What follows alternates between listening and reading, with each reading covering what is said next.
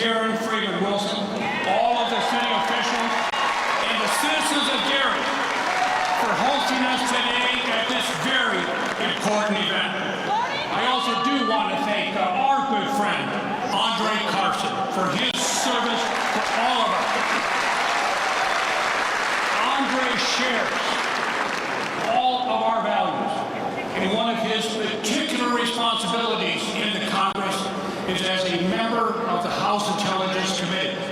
You have seen repeatedly over the last 2 years the upsets and the problems with that committee. Andre is there working every day to protect our interests.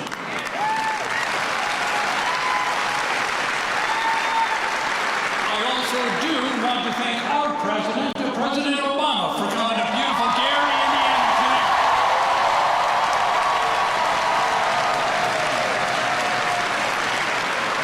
We all share some basic values in this room. We want every person in America to have a good paying, living wage job with health care and a secure retirement and a safe workplace. So at the end of their shift, they can go back to their most important job, and that is their loved ones. So we absolutely share that value first and foremost. All of us want to live someday, hopefully sooner rather than later, in a truly just society where every person, regardless of their income level or where they live, is treated the same. We all want a tolerant society where we take joy in our differences, enjoy our commonality, and support each other and are kind to each other.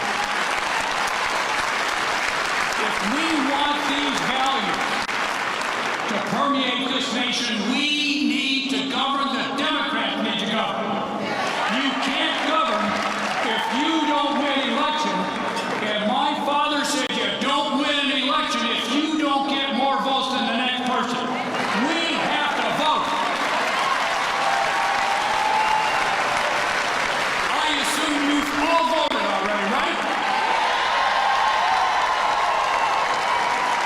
There were 4 people here who did not shut up. I want to remind you, you have exactly 52 and a half hours to take care of business, and don't wait till Tuesday.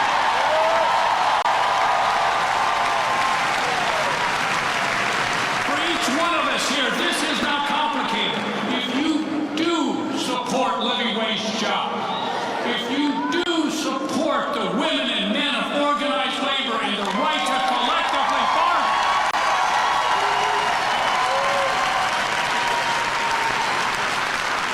if you do want a just society, you do want a tolerant society, if you want to make sure every woman in this country earns the same wage for the same job as every man,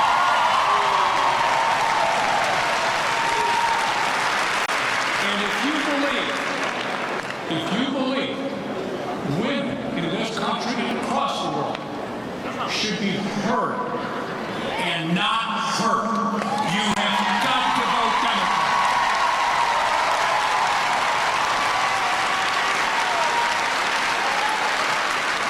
Andre talked about health care. We need to improve health care. We need to work on health care. But remember, we still have it today because of one last vote in the United States Senate, and that was our friend, our Senator Joe Donnelly.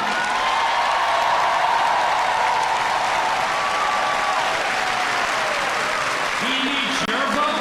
He needs any other vote you can find, as well as all of our good Democratic friends at the township level, county, state, and yes, Joe Donnelly. Let's go get him.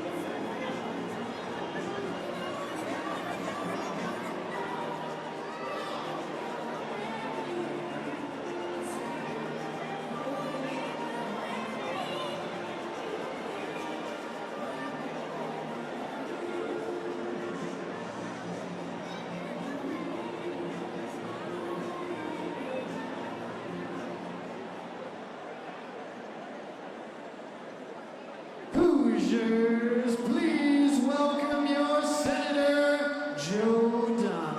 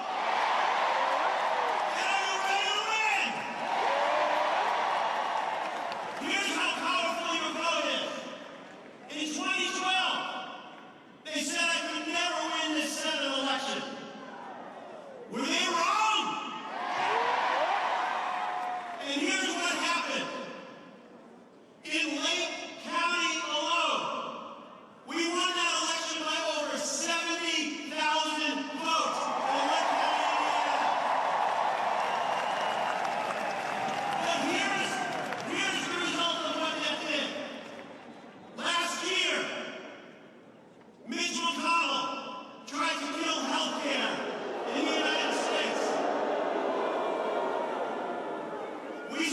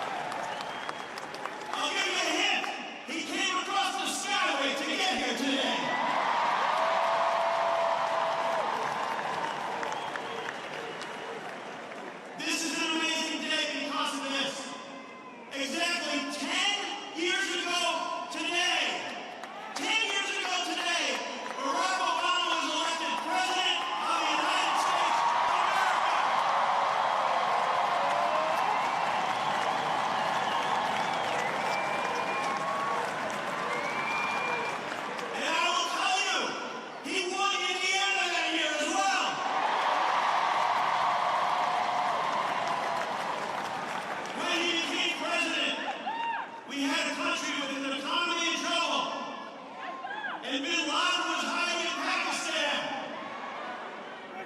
After he became president, Osama bin Laden, he's dead.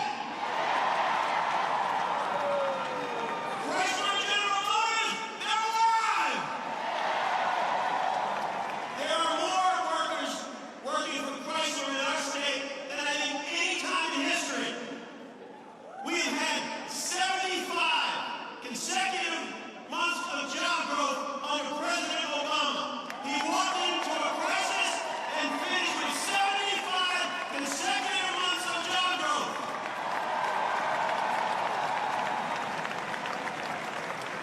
And for that child with asthma, the Affordable Care Act made it so they can get an inhaler. For a neighbor who has sickle cell, the Affordable Care Act made it so they can get their medicine. So it is my privilege to introduce to you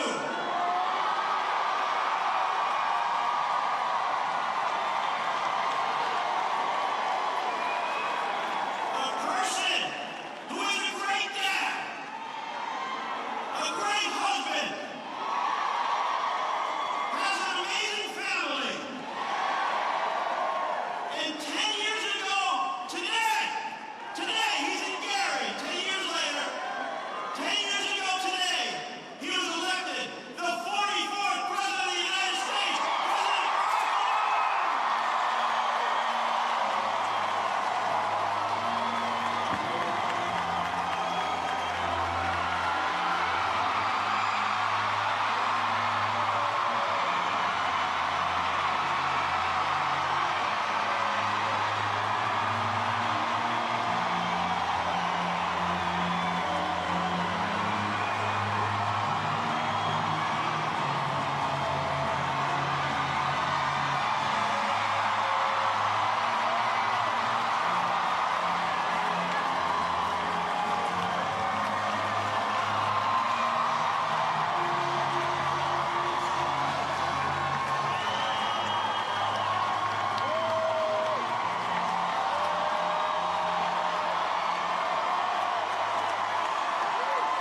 Hello, Hoosiers.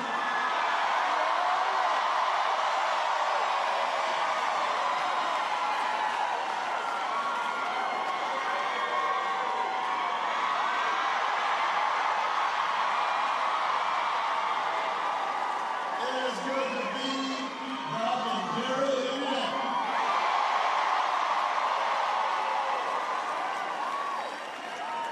I love you back. Now, first of all, as you may hear, I've been doing a little campaigning, but I'm a little out of shape, voice-wise. So I'm going to be a little bit hoarse. I hope you don't mind.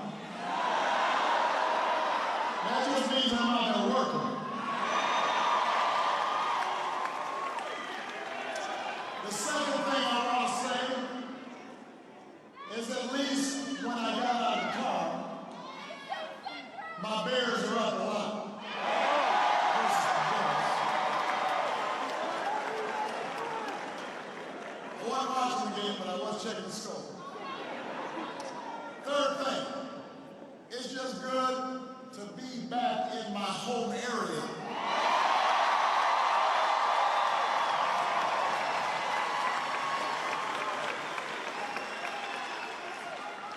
You know, there's something about the Midwest that makes you feel good. People just act nice.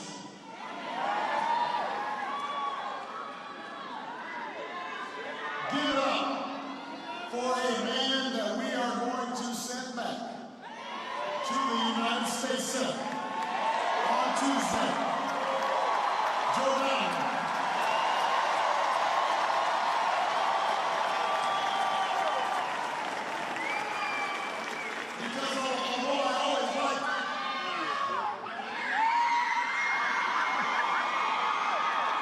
Because although I always like a good excuse to come back home,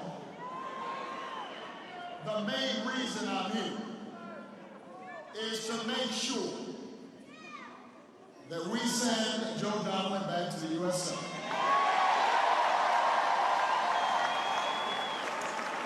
And in 2 days, Indiana, you get to vote in what I believe will be the most important election of our lifetimes. I know politicians always say that, but this time it's really true. Because America's at a crossroads. The health care of millions is on the ballot. A fair shake for working families is on the ballot. Perhaps most importantly, the character of our country is on the ballot.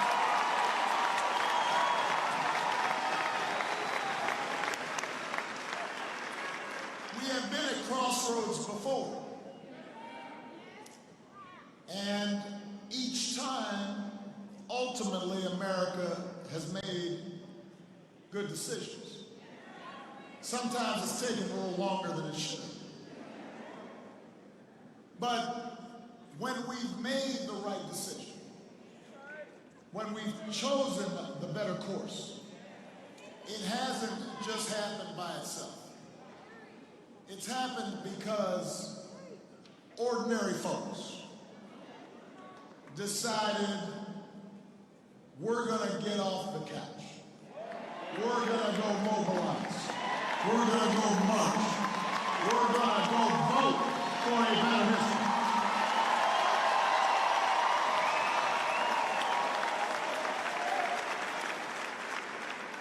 And it is because of the efforts of folks like you that we abolished slavery, and we ended the Great Depression, and workers won the right to unionize, and women won the right to vote. That's why we had a civil rights movement and a workers' rights movement, an LGBT movement, because people fought for it. And by the way, every time we gain a victory, we move the country in a more generous, more progressive direction. Usually there's somebody that's pushing back, wanting to preserve the status quo. We get periods of progressive advancement, but then conservative retrenchment. And in the closing weeks of this election, we've seen repeated attempts to divide us with rhetoric, to try to turn us on one another. It's an old playbook where the powerful and the privileged say whatever it takes to protect their power and their privilege. Even if it hurts the country, even if it hurts the country, even when it puts people at risk. The good news is, Indiana, when you vote, you can reject that kind of politics. When you vote, you can be a check on bad behavior. When you vote, you can choose hope over fear. You can choose a bigger, more prosperous, more generous, kinder version of America, where all of us, whoever we are, whatever we look like, whatever our last name is, however we choose to love, however we choose to pray, we can all come together to shape our country's course.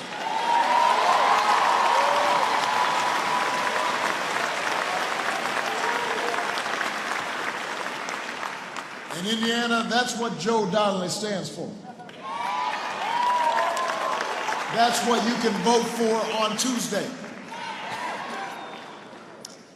Remember, progress never comes without a fight. Every time we pull closer to those founding ideals that all of us are created equal, the status quo pushes back. You win the right to union, and then suddenly somebody wants to try to bust your union. You win a higher minimum wage, suddenly Congress decides we won't raise the minimum wage for 10 years. You win the right to vote, they try to make it hard for you to vote. Making this country better has never been easy. Joe mentioned 10 years ago, I was campaigning for president.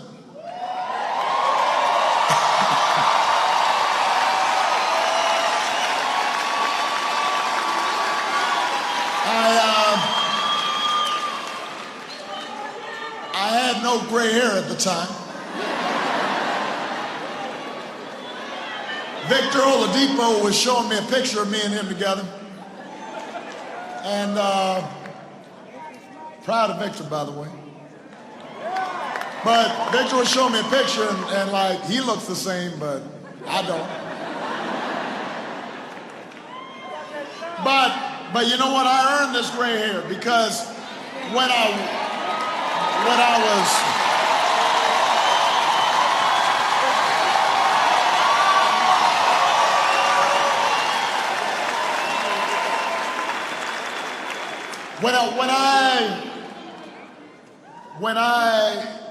came into the presidency, you remember, Republicans had been in one of those periods of retrenchment, and they had been cutting taxes for the rich, and they'd been cutting rules for big banks and polluters, and we had been hit by the worst financial crisis in our lifetimes. And Democrats had to come in and clean it up.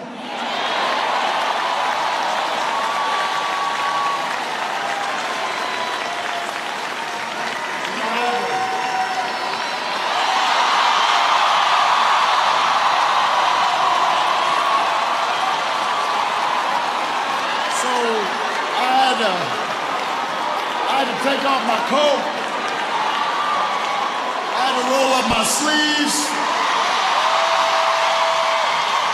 I had to get a broom and a mop. And we had to clean it up. And we got the economy growing again.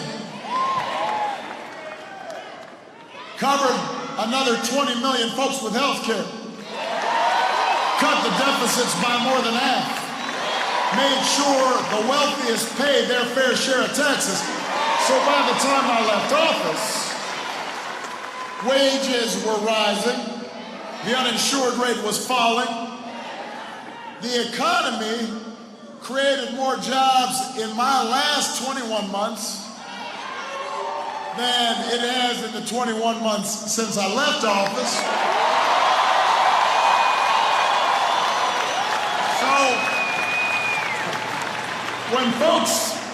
When you hear these Republicans bragging about, look how good the economy is, where do you think that started?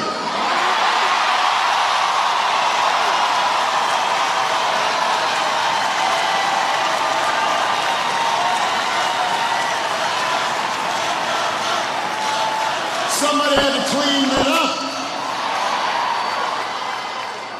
That's what a progressive agenda did. Now, we didn't get everything done we wanted to do. You couldn't reverse 40-year economic trends in only 8 years. Especially not once Republicans took over Congress, because then they just tried to block everything we did. All right, so now they've had 2 years of total control in Washington. What have they done with that power? No, it's not true they haven't done nothing. They've done something. They promised they were going to take on corruption in Washington. Instead, they've racked up enough indictments to field a football team.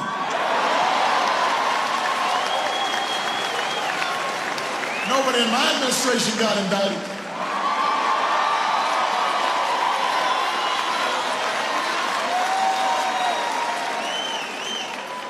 Which, by the way, is not that high a bar. I mean, they pledged to fight for the little guy. You remember that? So what do they do instead?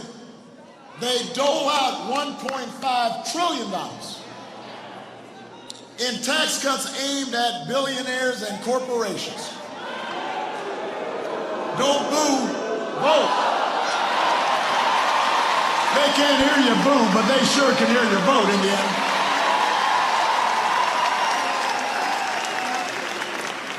So they cut taxes, $1.5 trillion. Didn't even pretend to pay for them. And our deficits, of course, shot up. That's what happens, right?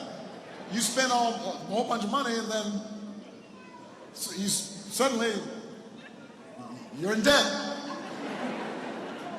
Now, keep in mind that when we were in the midst of recession, terrible crisis, folks out of work, folks losing their homes, folks losing their pensions, when we were spending money to lift the economy back up and clean up after the mess they had left, they said, no, you can't spend money helping teachers. You can't spend money helping working folks. You can't spend money setting up early childhood education programs to give kids a good start, because that'll blow up the deficit. That would be terrible. We can't do that. That would be fiscally irresponsible. But when it came to giving some tax cuts to folks who didn't need them, weren't even asking for them, suddenly, well, deficits, that's not a problem.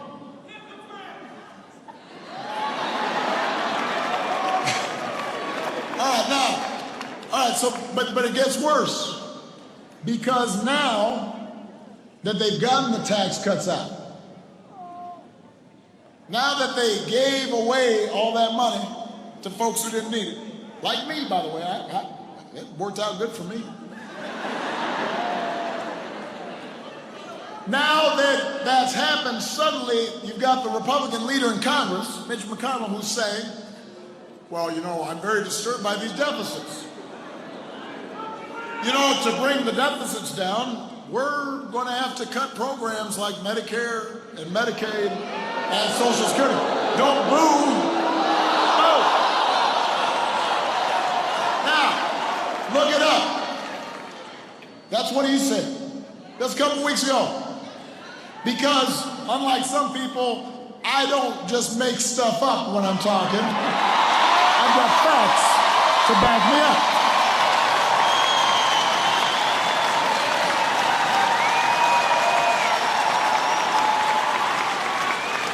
I believe in fact-based campaign.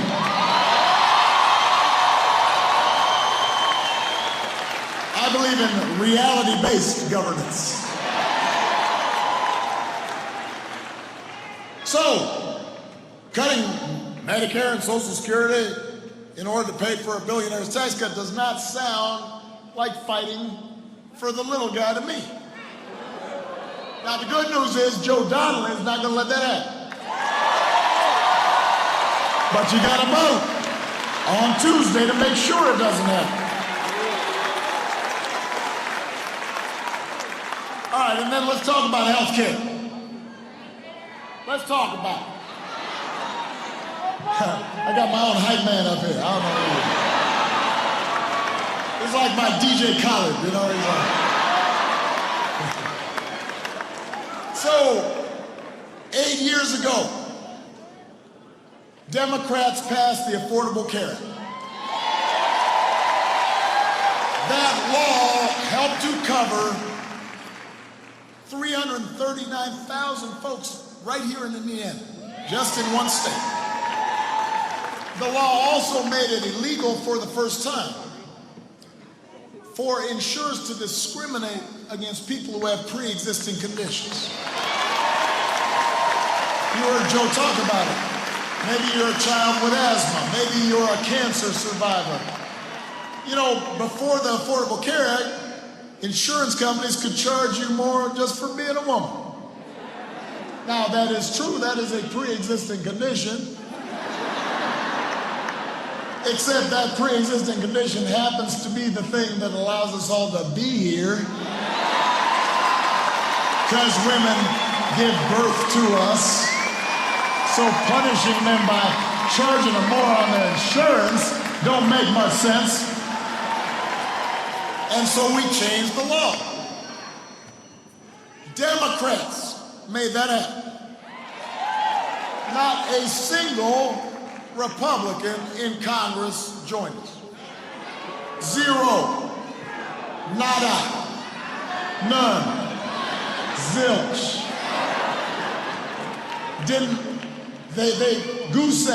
They came up empty when it came to voting to protect your ability to get insurance with a pre-existing condition. Nobody voted for it. They then spent the last 8 years actively trying to sabotage and repeal this law. It was their cause. It was their North Star, their holy grail. The thing that was most important to them for the last 8 years was trying to take away health care from some working people who had finally gotten health care. Now, why it was that was the most important thing to them, I don't know.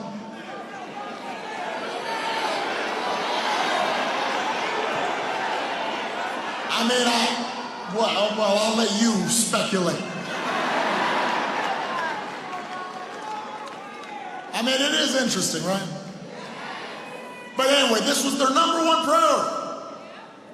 And because of that sabotage, because they made it harder, premiums in Indiana are expected actually to go up by like $800 next year because they've systematically undermined the law. Made all kinds of changes to it, but it's still standing. Now it's election time. And suddenly, these same Republicans are all out there saying, oh, well, we'll protect pre-existing conditions. Trust us. Joe Donnelly's opponent supported 2 proposals and a lawsuit that would end coverage for 2.7 million Hoosiers living with pre-existing conditions.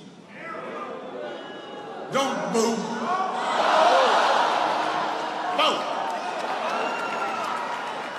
When I was president, Republicans voted more than a dozen times to get rid of protections for pre-existing conditions. Last year, they fell just 1 vote short, and if they win on Tuesday, they might finally succeed.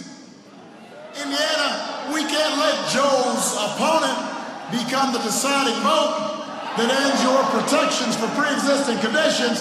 Democrats are going to protect your care, period.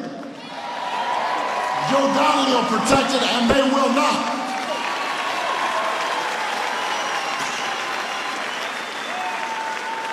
But I want to make a larger point here.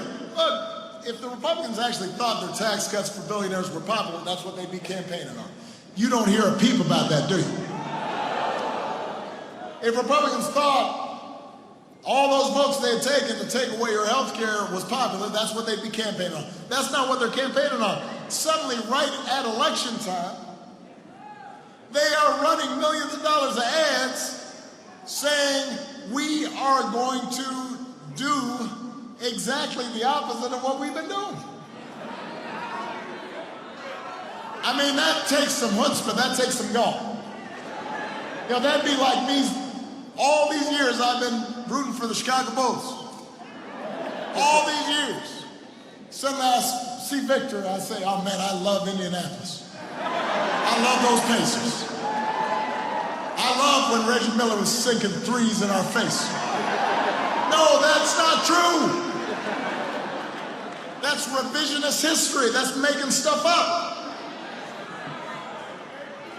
And so that brings me to a bigger question in this election. What kind of politics do we want? Politicians, let me say this. Politicians have always tried to put the best light on things. You know, they may make a promise that turns out to be harder than they expected. They do some good things, but maybe some things don't work out quite the same way they had hoped. So they try to put a positive spin on things. It's not just politicians, by the way. Everybody here, we all, you know, sometimes we try to put a positive spin on things. Michelle will come home and I'm doing the dishes. And I'll be like, look, honey, I'm doing the dishes. And she'll say, boy, First of all, you haven't done dishes in a month. Second of all, what'd you do wrong? Because I know you're trying to put a positive spin on things, but you must have messed up somewhere. What is it? We all try to put a favorable light on things, and politicians are no different. But what we have not seen, at least in my memory, is where right now you've got politicians, these Republicans are just blatantly, repeatedly, boldly, shamelessly lying. Just making up stuff. They're calling up, down, black, white, and just creating stuff, just making it up. I mean, how do you, what if I was running for office and I said, man, I hate the Affordable Care Act? That wouldn't make any sense, because it was my bill.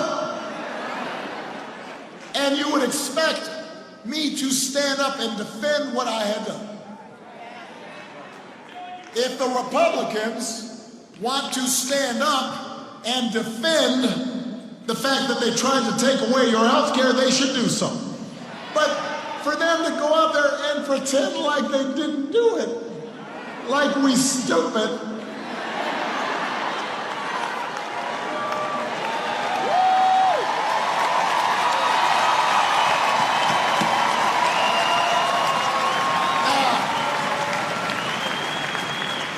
here's the only problem, Indiana, and here's what I want you to watch out for. This isn't the first time they've done this. You know, they'll make stuff up, or what they also try to do is just to scare the heck out of you, to distract you from the stuff they have done. You remember in 2010 when we were passing the Affordable Care Act, they said Obama is going to set up death panels to kill your grandma. Now, they never really explained why I would want to do that. That's a weird thing to do. But folks believed it, remember? Had all those Tea Party folks out there, Sarah Palin and everybody saying, no, he's trying to kill your grandma.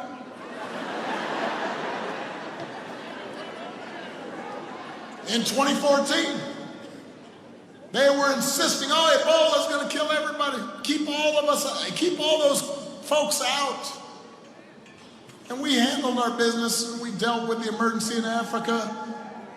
But they made it out as if this was the thing that was going to kill all of us. Of course, after the election, they just stopped talking about it. In 2016, Hillary's emails. You remember, that's all we could hear about. Hillary's emails. There's a terrible breach of national security. We need investigation. You know they didn't really care about it, because if they did, they'd be pretty upset that our current president has an unsecured iPhone that he leaves in his golf cart that the Chinese are listening to all the time, but that doesn't matter. They were just trying to spin you up. Now, 2 weeks before this election, they're telling us that the single most grave threat to America is a bunch of poor, impoverished, broke, hungry refugees 1,000 miles away. That's like the thing that's really going to threaten Gary in the end. It's not like we need more jobs here. It's not health care. It's not like how are we going to educate our kids and get those guns out of the hands of our kids. That's not the thing.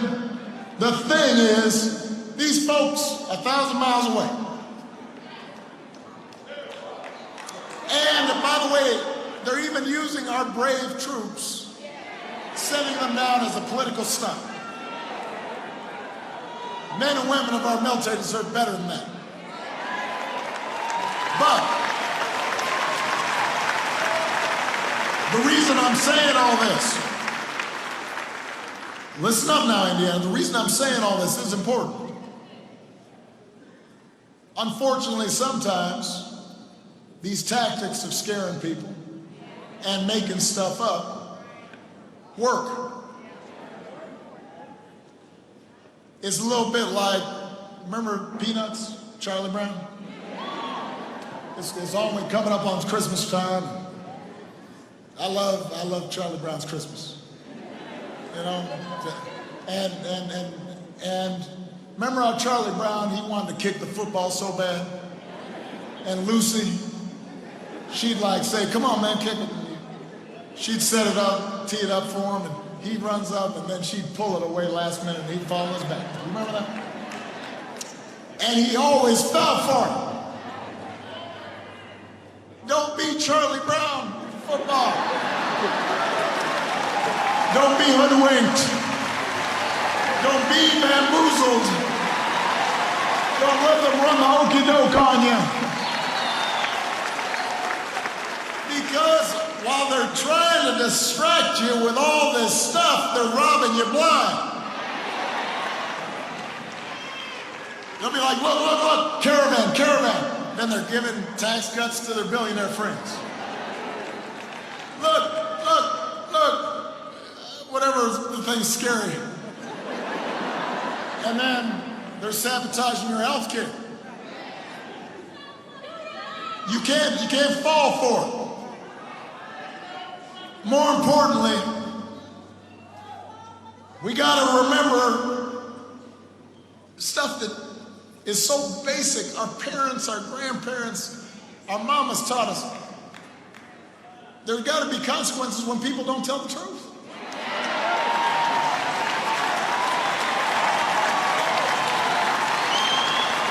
When words stop meaning anything, when people can just lie with abandon, democracy can't work. I mean, nothing works. You know, you can't have a marriage if your partner's just lying to you all the time. You can't have a business if your business partners say, here's what we're going to be doing, and then they do the complete opposite. Society doesn't work unless words have meaning and consequences. And the only check right now on the behavior of these Republicans is you and your vote. On Tuesday, you can vote for a politics that is decent and honest and lawful and tries to do right by people like Joe Donnelly does.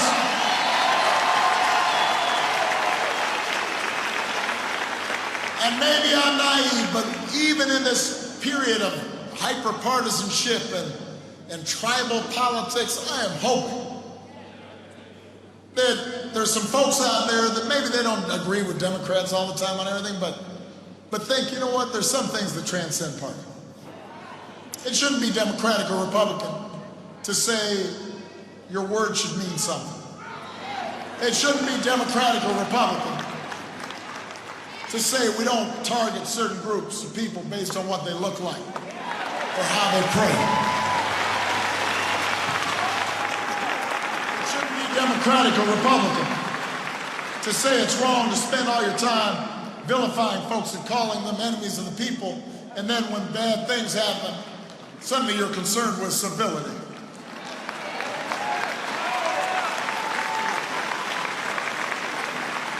You know, I'm a proud Democrat. I think Democrats have better ideas. I think they have consistently shown to fight for the little guy. But Joe Donnelly and I didn't agree all the time. We okay back there? We all good? Sometimes, you know, bend your knees a little bit if you're standing too much. Keep things circulating. Joe Donnelly, Joe, we ain't doing that business. I'm trying to get people to vote. Come on.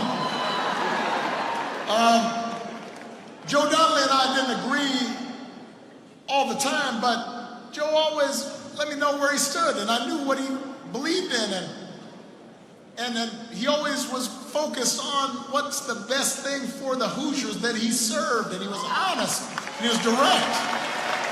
So you can count on that. That's what you want. You don't want just a yes man all the time. Right now, these Republicans in Congress, some of them claim to be concerned when they hear crazy stuff going on, but then they don't do anything about it. Just yes men. Not standing up for things. We need leaders who will actually stand up for what's right, regardless of party loyalty.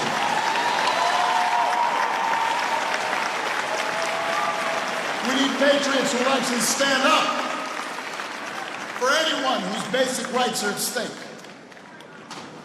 Who see if somebody's health care is at stake, they're gonna fight for that. Even if they've got health care. If they see somebody else's kid being bullied in schools because of their last name, because of their race, their religion, they're gonna stand up for that. They see a neighbor who's being harassed because they're gay or lesbian, they're gonna stand up for that neighbor because they're gonna say, you know what? That's not how we treat people.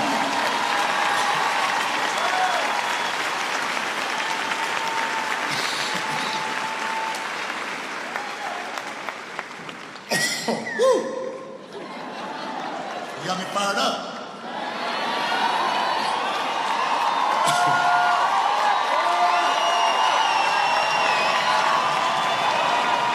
Indiana, that's what all of us, it's what all of us have to stand up for with purpose and patriotism and moral clarity. The values that bind us together to our fellow citizens, no matter who we are. That's what Americans do. That's what Americans are supposed to do. That's what America's supposed to be. That's what Joe Donnelly believes. That's what you believe. And that's why I'm hopeful, Indiana. I'm hopeful that on Tuesday, we are going to cut through the lies and the noise and the nonsense. And I'm hopeful we're going to remember who we are. I'm hopeful we're going to remember who we are called to be. And I'm hopeful because out of this political darkness, I'm seeing across the country a great awakening of citizenship. I can't tell you how encouraged I've been watching so many people get involved for the first time. For the first time in a very long time. Marching and organizing, running for office, record numbers of women. You know we need more women on the front.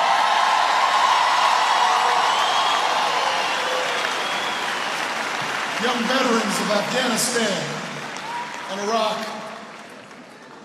Americans who've never had much of an interest in politics, but decided this time, you know what, I gotta get to work because this time is different.